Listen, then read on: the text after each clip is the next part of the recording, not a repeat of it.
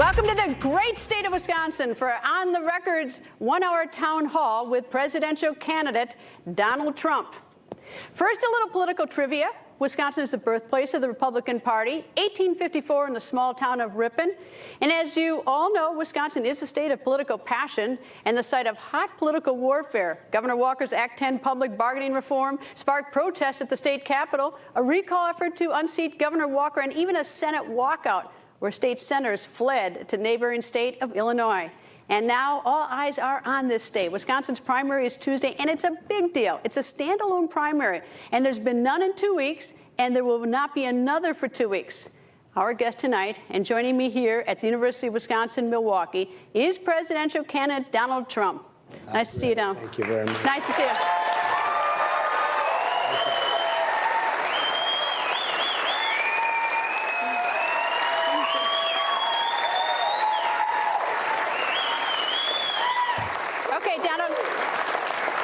The audience is going to ask you questions, but I'm going to take the first couple questions. First is, you want to get rid of Obamacare, right? I do. Okay. I do. We will. We'll repeal it.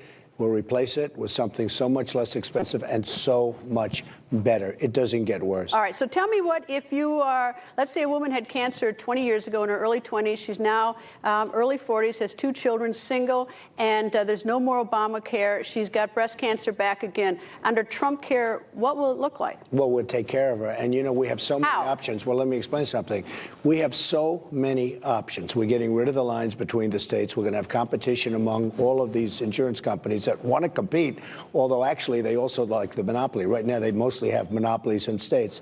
But we have, whether it's health care, I mean, if you look at the health care savings accounts, if you look at, there's probably 9 different options. The worst option is Obamacare. And I don't know if you know it, and I can tell you the audience understands, 35, 45, 55% increase this year in the premiums. The deductibles are so high, so outrageous, that unless you're just about ready to go, you're never going to be able to use it. I mean, you're not going to be able to use it. Obamacare is a catastrophe. So we're going to take care of people. We're going to take care of people just like you said. We're going to have great health care for much less money. Are you saying it's much less money because of competition? I mean, what drives down the cost? Because medical costs are going up. Well, it's competition. Plus, in Obamacare, you get things that you'll never use. You know, you'll get things that you won't use, but you're paying for them, whereas what we want, you can tailor make it. Now, you're going to have a lot of options. This way, you're going to have a lot of options. The insurance companies like the way it is. They're making a fortune because one will have New York and one will have the. You're going to have competition around. They're probably going to fight it. They've been fighting it. You know, when they approved Obamacare, they almost got, I call them the boundary lines around each state. They almost got rid of the boundary lines, but it didn't happen. I said, it's going to be unbelievable if they do it. And at the last moment, the insurance, look, the different companies, whether it's insurance or electric or lumber or what, they totally control the politicians. I'm a self-funder. I'm self-funding. I'm going to do what's right for the people. I'm the only one for years. I think probably since Ross Perot. I think I'm the only one since maybe Ross Perot. It's been, you know, many, many years. But I'm self-funding. So I'm going to do the right thing. And will it be universal health care? Everybody will have health care? It's going to be, whoever wants it is going to have it. But you're whoever wants it. But I mean, it's a money problem. I mean, it's like, you know, people can't afford it. You know what I said? And I took a lot of heat from the Republicans. I said, nobody's going to be dying on the street if I'm president. Nobody's dying on the street. And the Republicans said, oh, that's terrible. Because, like, you know, every time I speak, and I say that to big audiences, they're Republicans mostly, although we're going to have a lot of Democrat turnovers. We're going to have a lot of crossovers from Democrats because we have a very, very big election coming up right here in Wisconsin. But every time I said we're not going to allow people that have no money to die on the streets, I get standing ovations from Republicans. And some of the so-called conservative geniuses, you know, the people that write the different letters where they make money, or the magazines, they say, oh, that's terrible, we should. I'll tell you what. People don't want to see that. We're going to have unbelievable health care. When people can't afford it, we're going to help them out, whether it's through Medicare or whatever. We're going to help them out. Got to. Right. Today on George Stephanopoulos this week, GOP Chairman Reince Priebus said to George that tone and tenor matters in this election. You've got a lot of criticism for your tone and tenor. Is it going to change, or do you have no objection to it? I mean, I agree with him 100%. Tone does matter. I get criticized by Jeb Bush. I was criticized the tone. I don't like his tone. In the meantime, he's gone. I get criticized by... And I said, my tone's going to change as soon as I finish the victory. I mean, I have 2 left. We had 17. Now we have 2 left. And I'm leading by a lot. I'm leading by millions of votes. You know, people don't talk about it. They say I'm leading by almost 300 delegates. But I'm leading Cruz, who would be a terrible candidate, by the way. You talk about health care and other things. He would be a terrible candidate. I'm leading by hundreds of delegates, almost 300 delegates. But I'm leading by millions of votes, which nobody ever talks about. And yes, tone to me matters. Being presidential matters. My wife... What does that mean? Well, let me tell you. My wife said, please be more presidential. In other words, don't be so aggressive. And in a way, we want an aggressive president. Don't we sort of want it? But that's okay.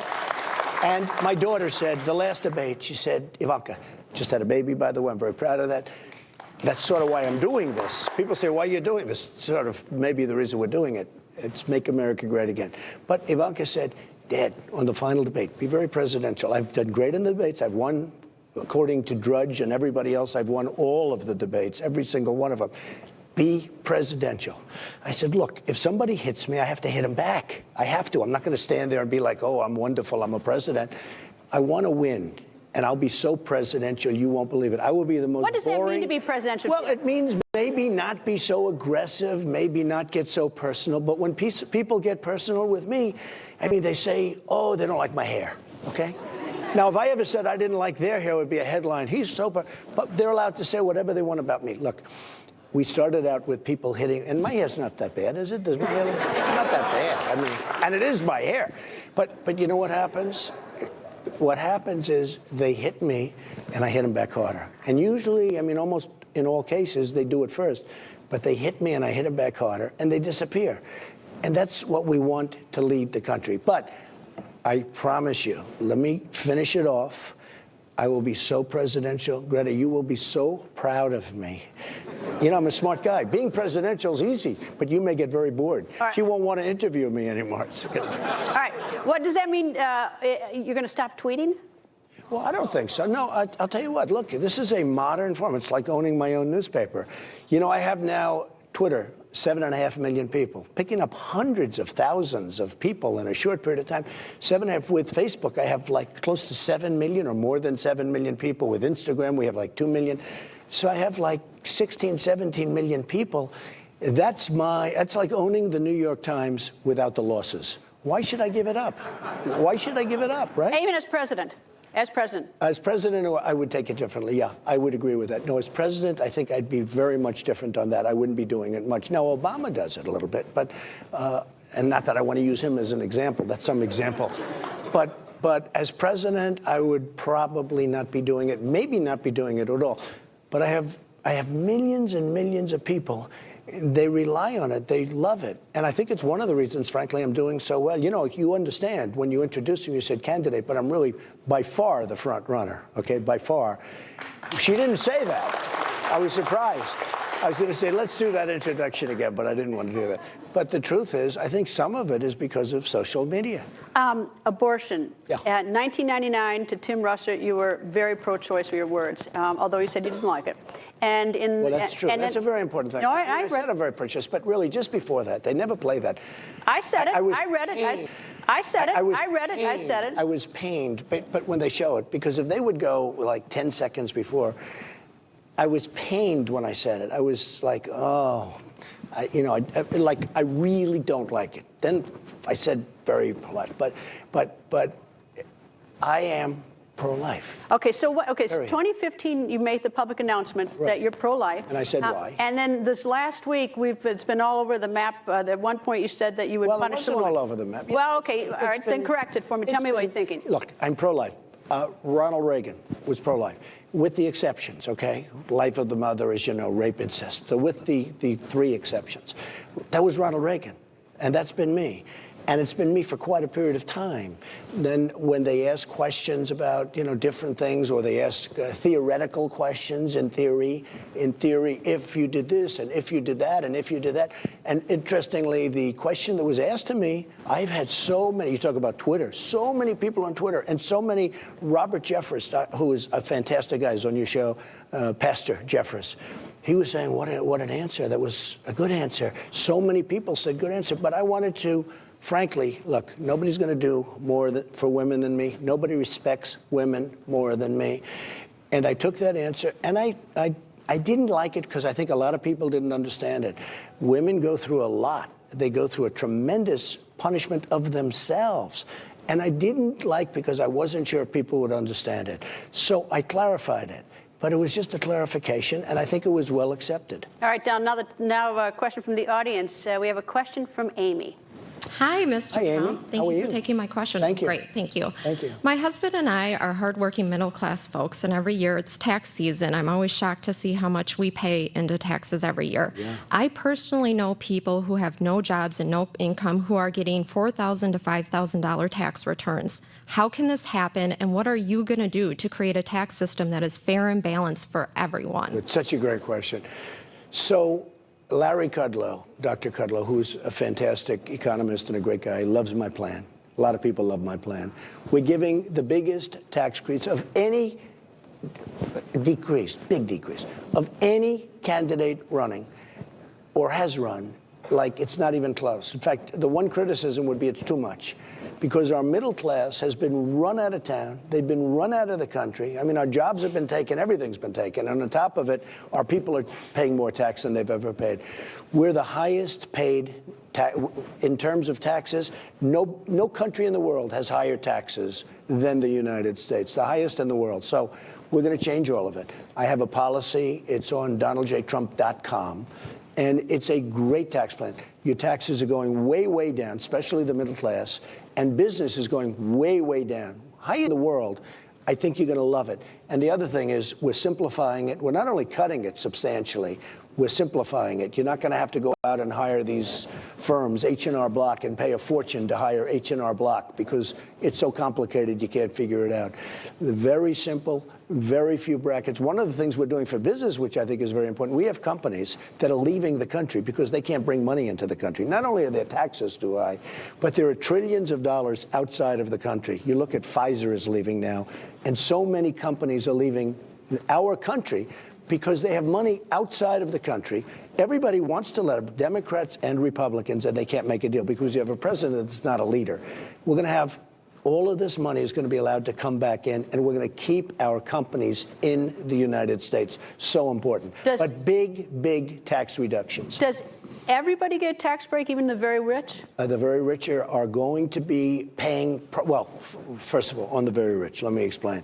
We have things in the very rich that are so unfair to the general public, especially the hedge funds guys, like carried interest and different provisions that are very complex that a lot of people wouldn't understand, but I'm getting rid of carried interest. And frankly, the ones that I'm really concerned about, I like the workers. I call them the workers of this country the best. I don't necessarily like the very rich, even though I'm one of the very rich. But the very rich are going to end up probably paying more, but there's an incentive for them to invest in the country and to create jobs. All right, let me ask you about Washington. I'll let you take your closet. In order to change the tax code, to simplify it or to change it at all, you've got to get the House, you've got to get Washington to work. And there's so much special interest built into this whole tax code. Every single one of the 3,300 exemptions, or how many there are, is a special interest of somebody. How are you going to get this to happen? I get them to do it. I How? always get them to do it. I've been dealing with politicians all my life. If you can't deal with a politician, there's something wrong with you, okay? I built a great company, and as you know, I filed all my papers. They're all beautifully filed, and the press, all of your compatriots went down, and they said at the Federal Elections Office they've never seen it. It's like a feeding frenzy, because they were hoping maybe it wouldn't be so good. And it turned out it's not only good, much bigger than anyone would have thought. It's a phenomenal company, very low debt, very, very big. But you think you get Washington to work? And I will tell you, Yeah, and I just want to say, and the reason I'm doing it is because that's the kind of thinking. I'm not saying that in a bragging way. That's the kind of thinking our country needs. We have $19 trillion in debt, et cetera, et cetera. I deal with politicians. You know, I was an establishment person, to be honest with you, 9 months ago before I decided to run. Once I decided to run, all of a sudden Trump was an establishment. The fact is, I get politicians to do what they're going to do. And it's not like they're bad people, but they have reasons for not doing it, and they're fighting each other. There's total gridlock in Washington. You have a president that has no control over his own party, let alone the Republicans. You know, it's supposed to be, you're supposed to get them in a room and you're supposed to make good deals, not bad deals, great deals. That's what I can do. All right, a question from the audience from Jamie. Hi, Mr. Trump. Hi. Just curious, what are your thoughts on minimum wage and the Fight for 15 movement? Okay, the minimum wage is a very, very complex situation because we are a non-competitive country. If you look at what's going on throughout the world, we're considered, and one of the big problems we have are wages. I am going to make our country so competitive that people at minimum wage are going to escape the minimum wage. They're going to go up, and they're going to make a lot of money, and they're going to have companies and be involved with companies that are really successful where they can be paid more and more money. But if you start raising that minimum wage, you're going to make a lot of our companies even more non-competitive, and it would be a big, big problem.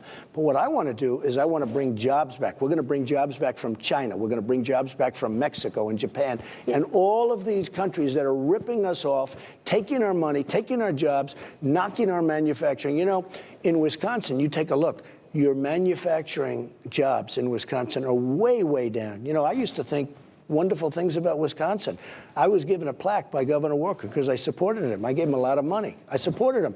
But the He's truth not is, supporting you. No, he's not. You know why? Because I knocked him out of the presidency in about 2 minutes. I mean, that's the only reason why. And you know how I knocked him out? And I was actually surprised. There was a story in Time magazine, and it was a very nice story. It was a cover story on him, and I've had many more than him lately. I've done very well. But I'll tell you, there was a story on him, and there was one paragraph toward the end that was a very bad paragraph.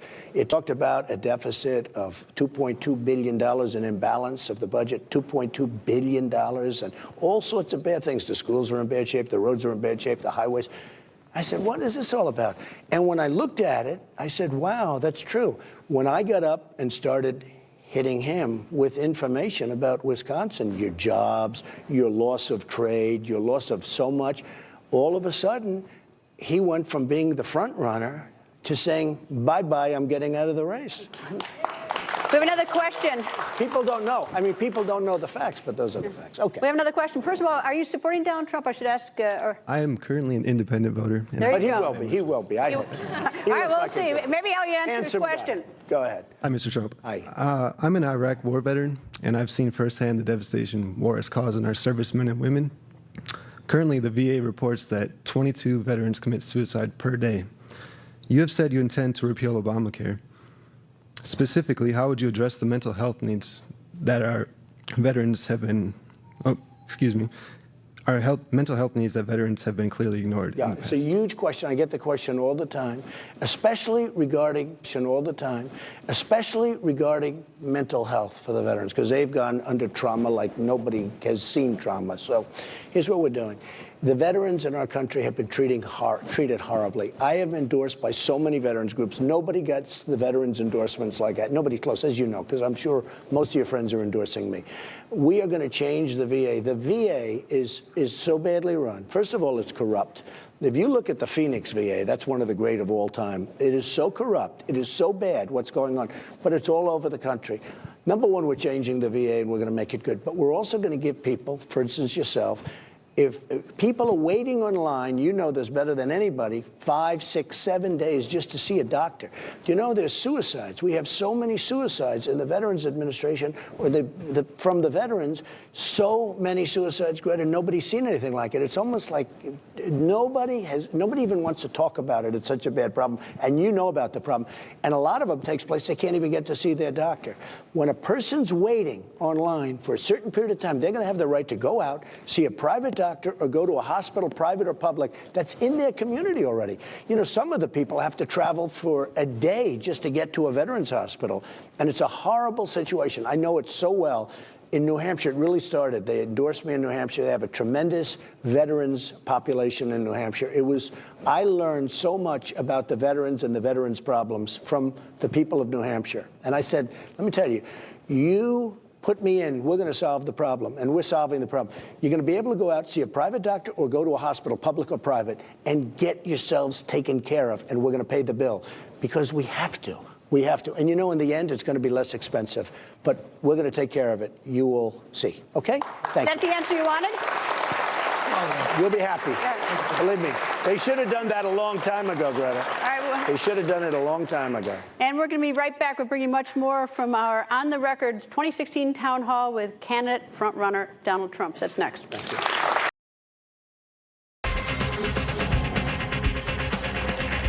Welcome back.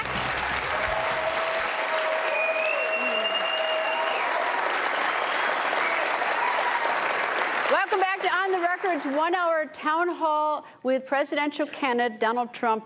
And we are coming to you from Milwaukee, where on Tuesday, Wisconsin voters will hit the polls. Let's get right back to the questions. Donald, you talked a moment ago about how important competition is. Right. In a President Trump administration, what would you do about the fact, for instance, Alaska Airlines is looking to purchase Virgin America, and we've had since the 1980s many fewer air carriers, and we're seeing less and less competition. What would your antitrust division be like? Well, I don't like a lot of the mergers that I'm seeing, because you're going to end up with one big fat airline, and you know that some of these airlines are not exactly running well. So I'd look at it very carefully. I'd look a lot of that, you know, and that might be not the Republican thing to say. But if we don't have competition and keep some competition, we're going to have a lot of problems in the country. And I see mergers of different things. I won't say it, because what do I need certain industries against me for? But the fact is that you've got to have competition to be great. And when you see these big fat mergers and the companies get bigger, they get bloated, and they don't do well. They don't do well. They don't even do well for their stockholders. But all of a sudden, they don't have the competition. In the airline business, they have all these gates, and nobody else can get in. Nobody else can break the system. So I'd be very, very careful about that. I want to see competition at all levels. Donald, we have a question from an audience member. Ashley, first of all, who are you voting for on Tuesday? Will you tell us? Well, let's see how he answers my question. Very well, it's fair. Go ahead. Well, I don't know how much you know about Wisconsin, but we have a lot to be proud of here. The beer, the cheese, the Packers. But Right. for me, the thing I'm most proud of is our university system. We are incredibly blessed to have amazing public university system. That's true. I've heard that from many people. In fact, we have to give our university a shout out. We were just awarded R1 or Research 1 status this year, which is a big deal. Good. Yep. My question, as a doctoral student and as someone who teaches undergraduates, is we're of course very worried about the rising cost of education Right. and the ability of our students to be able to afford college tuition. Right. So several other candidates come out with their plans for lowering or even free education at the public university level. Do you have a plan? And if so, do you have a way of paying for that Well, there's plan? no such thing as free education, because you know that ultimately somebody else is going to be paying for that education, and it's the taxpayer.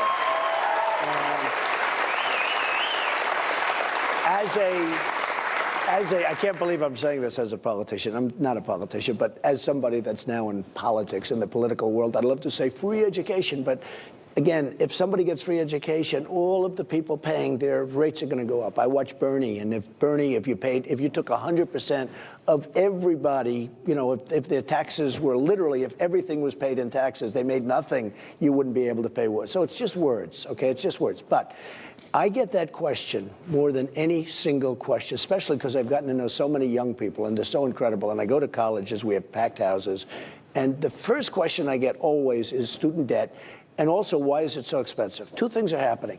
The students become a conduit to the United States government, and the colleges are not watching their costs. They don't care, because basically the students are here, the government gives them the money, and the college is here, and you take a look at the way college costs are rising, and there's no reason for it.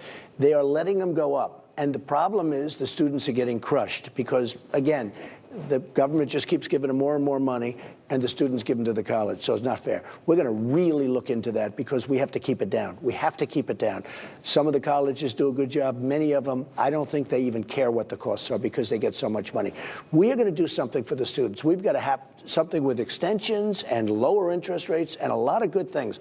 Because if we don't do that, and Greta, it's unbelievable. I get this question so much and constantly, not even from students, from people that got crushed, because the students are getting crushed. But I'll tell you the best answer of all, I'm going to create jobs. And people say, what does that have to do with it?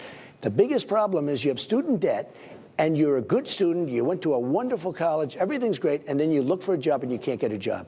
We're going to bring jobs back to this country. We're not going to let China, Japan, Mexico, all these countries, and I could name 40 of them, they take our jobs, they take our money. We're going to bring the jobs back here. We're going to keep our companies here. We're not going to let Pfizer and all these companies go. So when you go through, you do well. Now you're going to look for a job, and you're going to get a great job, the kind of job you want. That's the most important. But we're going to do something with extensions and low interest rates, okay? Thank you. And we have more questions for Donald Trump. We're going to take a short break. We'll be right back with our On the Record 2016 Town Hall.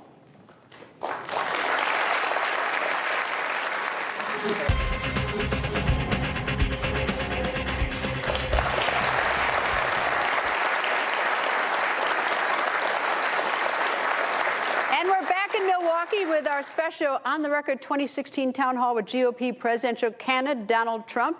Donald Trump is hoping for another big day this coming Tuesday. Of course, that's the day that the voters, the great state of Wisconsin, will hit the polls. Donald, I want to ask you about North Korea and nuclear weapons. And I heard you the other day say that you would not give, you did, when asked about South Korea and Japan having the possibility of nuclear weapons as a deterrence to North Korea, I wonder if that might not spark a large nuclear arms race, number one. And number two, do you worry that the odds of terrorist groups then getting access to nuclear arms is greatly enhanced unless we prevent South Korea and Japan from getting nuclear weapons? Well, I worry about that anyway. The best thing you can do is knock the hell out of ISIS really fast and really furious and get rid of it, because this is a threat. Can you imagine our great generals like General George Patton and General MacArthur not being able to handle ISIS? I mean, the whole thing is ridiculous. So we're going to knock out ISIS. We're going to make our military bigger, better, stronger than ever before. It's the cheapest thing we can do, and nobody's going to mess with us. But let me tell you, Greta, they take little segments. I gave an answer to a show, and they were talking about NATO. And I gave a great answer. It turned out to be a great answer. For 2 days I took, and then all of a sudden, all of the great analysts said, Trump is right about that. I said, it's obsolete. And I said, it's too expensive for the United States. So nuclear weapons in Japan and South Korea or not? But this whole thing. I said, it's obsolete. And all of a sudden, the experts said, we never thought of it that way, because it's not really focused on terrorism, which is a big problem that we have now. We have to go to Japan and to Germany and to South Korea and to Saudi Arabia, where they have money like nobody's ever seen money before. We defend all these countries. We're not properly reimbursed for the kind of money that we're spending. We're spending so much money. We're defending the world. We're like the policeman to the world. We're defending Japan, as an example. And I said it very strongly. And they pay $2 billion for it a year. But that's peanuts compared to what we're doing. It's wonderful. They're paying $2 billion, but what difference does that make? It's peanuts compared to what they're doing. So I used Japan as an example. They're sending us cars by the millions. They're making a fortune off us. I mean, like everybody else. Who doesn't? Everybody makes a fortune, because we have the worst trade deals ever negotiated ever in the world, okay? So we go to Japan. We go to the others also, but we go to Japan and say, listen, you got to pay more. We want to defend you. I don't really want them to have nukes. I don't want them to defend themselves. But look, at some point, we can't continue to do this. We can't continue. We have $19 trillion in debt because of the horrible omnibus budget that was just approved. It's going to be $21 trillion very soon. We go to Japan, we go to these countries, and we make better deals. But you have to be prepared to walk. It's possible they'll have to defend themselves, but we cannot spend billions and billions and billions of dollars on defending all of these countries that have plenty of money to defend themselves. They view us as people that are not very smart. No, but they never put that in. They always say, Trump wants Japan to, go nuclear. I don't. I really don't. But listen, when you have North Korea and you have Japan, and they're very close to each other, and frankly, we're sort of semi-involved. We don't want to be involved.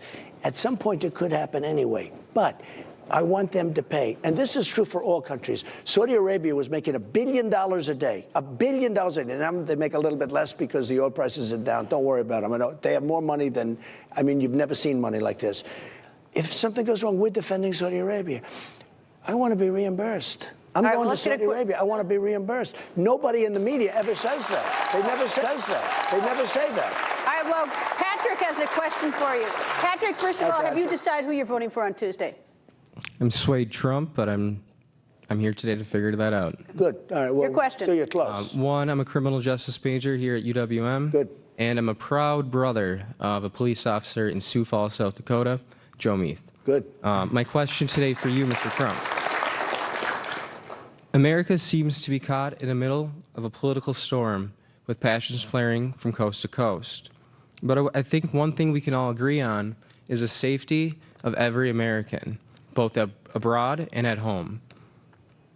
On August 19th, 2014, an American journalist named James Foley, a Marquette grad in town, lost his life to the hand of evil.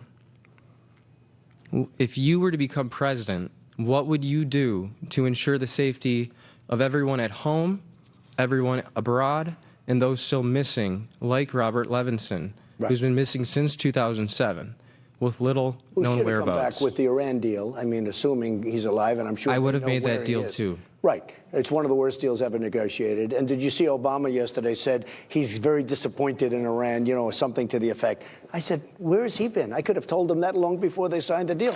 One of the dumbest deals I've ever seen. And he should have been a part of the deal. When they brought the prisoners back, they paid $150 billion. Those prisoners should have been back years ago before we ever started negotiating that very dumb deal. Let me just tell you, James Foley, I know his parents very well. I've made a major contribution to the foundation in honor of James Foley. I know exactly what happened, and it's a disgrace that a thing like that's allowed to happen. We have to stop that. We have to stop it with ferocity. And it has to go back. We're dealing like in the medieval times. You know, when I was going to history class, when I was going to great schools like this, we'd study medieval times, and they'd talk about chopping off heads. Nobody's seen this before. This is like a new thing. James Foley seems to be the first in terms of so public, where it was so horribly done, and people saw it. We're going to get it stopped.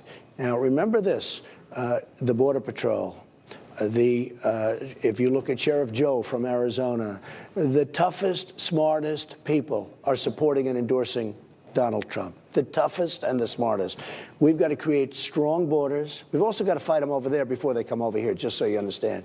But coming over, number one, we're going to have strong borders. But we're going to have a very important thing. The Syrians coming in, the migration coming in, we have to stop it because we don't know who these people are. They're not documented. There's no documentation for many of them whatsoever. We don't know. Are they ISIS related? And thousands of them are coming in. And I predicted that. Thousands and thousands are coming in. We have no idea who many of these people are. So we've got to get strong. We've got to get smart. So we've got to get strong. We've got to get smart. And we've got to be vigilant. And in honor of James Foley and others, we have to be very tough and wipe out what's happening. Okay? And we're going to take a quick break. We'll be right back with more questions for presidential candidate Donald Trump. Beyond the Record 2016 Town Hall continues next.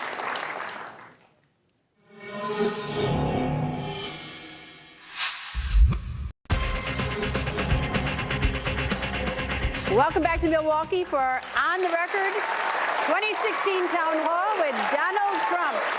And right now, let's get right back to the questions from our audience. Donald, a question from Eric. Eric, first of all, have you decided who you're going to vote for? I'm leaning towards the Ohio governor, John Kasich, but It's a mistake. But according to one of your opponents, that's like voting for you. So. No, I actually think he hurts me more than he hurts Cruz, if you want to know the truth. And, well, you know, frankly, Kasich right now he's got 1 win and 29 losses. And he shouldn't even be in it, but that's okay. Go ahead, ask your question. Welcome back to Milwaukee. When you were here Tuesday evening, you attracted protesters who claim that you were anti-immigration. Yeah. I have not heard you say anything that could be interpreted as such. Instead, I think what you're saying is that you'd like the immigration laws that are currently in place to be enforced. So if you could please articulate what you would do as president to ensure American citizens are getting the jobs that are currently going to people who are in this country legally. Okay, good. It's a great question, actually. Look, I am totally in favor of immigration, but people that come in have to come in legally. Right now, they're pouring across the border. It's like Swiss cheese. We're going to build a wall. Mexico is going to pay for the wall. We have a trade deficit of $58 billion a year with Mexico. The wall is going to cost $10 billion or something right around that number. And when I give numbers, I come in, believe me, like I'm building the old post office where you were, under budget, ahead of schedule. The wall will cost, let's say, $10 billion. Let's say $10 billion. When you have a deficit with a country, Mexico in this case, of $58 billion a year, it's very easy to say. You know, the politicians always say, "Oh, you can't get Mexico to pay." It'll be so easy. But more importantly, I will tell you, I love the question. I want people to come into the country, but they have to come in legally. Okay? Thank you. Well, and as a follow-up, could you, I mean, you talked about your tax plan earlier. Could you make sure that those incentives for the businesses don't go to them if they are employing people who should not be here? Well, and not only that, right now the incentives go to other countries because as you know, what happens is Mexico, you look at carriers going there, so many they're all going out to Mexico. We have nobody in our country to stop them. I just wonder, does anybody even call when they hear that Carrier or Nabisco or Ford or so many other companies are going to Mexico? Do we have anybody in our country that says, "Hey, I want to speak to you. I want to come down with a delegation. We want to keep you here"?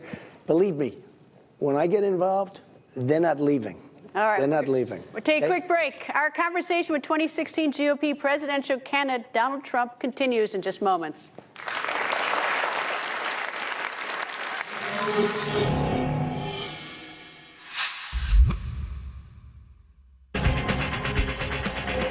Welcome back to Milwaukee.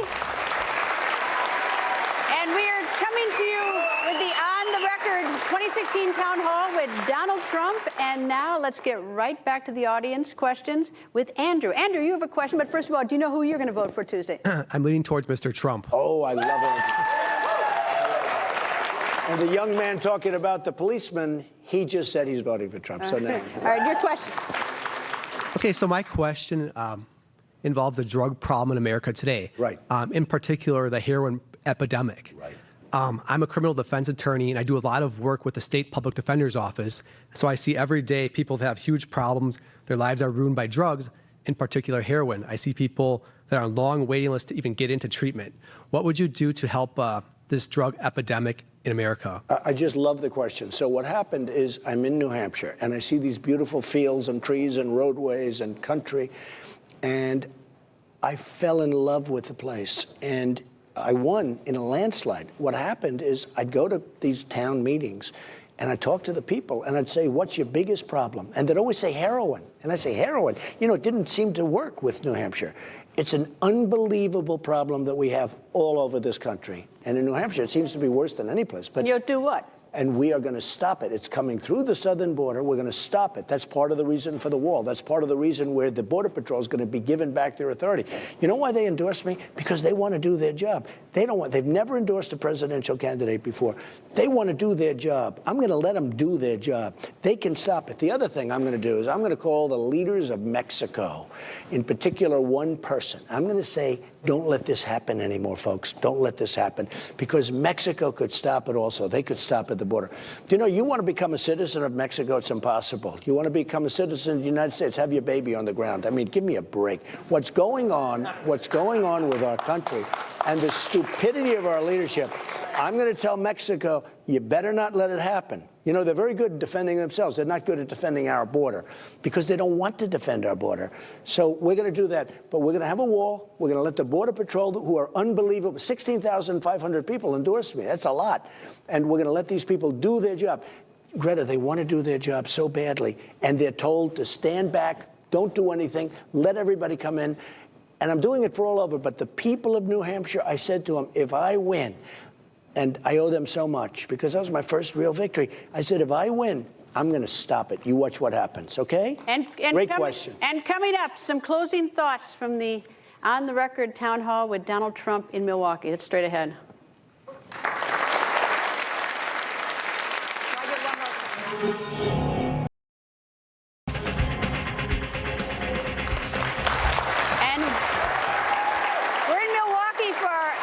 record town hall with presidential candidate Donald Trump. Donald, in the event that you win the nomination, you get the 1,237 delegates, do you think you're going to get Governor Jeb Bush, Carly Fiorina, and Senator Marco Rubio to actively go on the trail and campaign for you? I don't know. I mean, I'm a realist. I understand. I'm not a huge believer in endorsements, although I've had some that had a huge impact.